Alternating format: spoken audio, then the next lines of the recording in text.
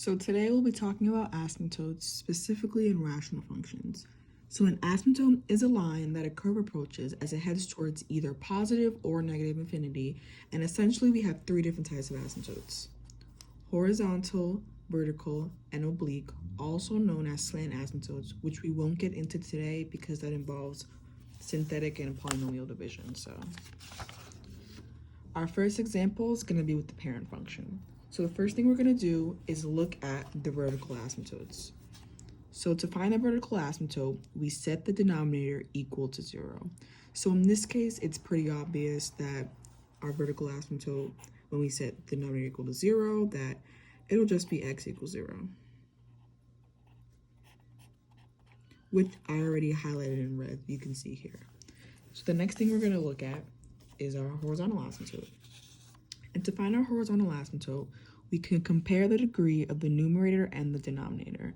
So in this case, you may look at the parent function and be like, okay, this makes no sense because we don't have an x value in the numerator. So we could always input an x to the 0 power. And this is because anything to the 0 power is going to automatically equal 1, and this won't affect the overall outcome of the function. And for the denominator, we can just put x to the first power. So because we can see that the numerator's degree is less than the denominator's degree, say that it falls under this category. So now we know that the horizontal asymptote is going to be at y equals 0. So then I can just highlight that there. So that'll be right here.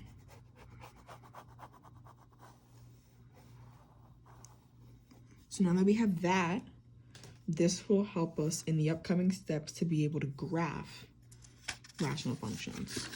So for the next example, this one's a little bit more difficult. We have f of x equals x squared plus 1 over x squared plus x minus 2. So again, the first thing we're going to do is look at the vertical asymptote. And to do that, we set the denominator equal to 0.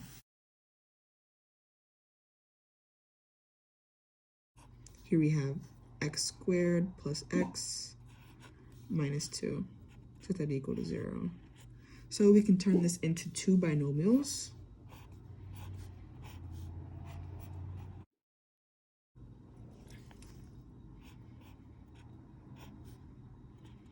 Equal to 0. So now we can see that x equals negative 2 and x will equal 1. So now that we have this, we know that these are going to be our vertical asymptotes. So we can fill this in right here. Here's one, and here's another right here. So next, we take a look at the horizontal asymptotes. And again, to find these, we compare the degree of the numerator and the denominator. So looking back at our parent function, we can see that the degree of the numerator is 2, and the same for the denominator.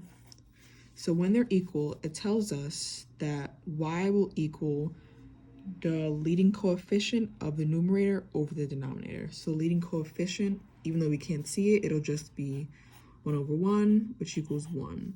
So that means that our horizontal asymptote will be at y equals 1, which is right here. And that'll again help us when we go to graph these functions, because now we know that a part of the function will lie in this interval from negative infinity to negative 2, another interval of negative 2 to 1, and another interval from 1 to infinity.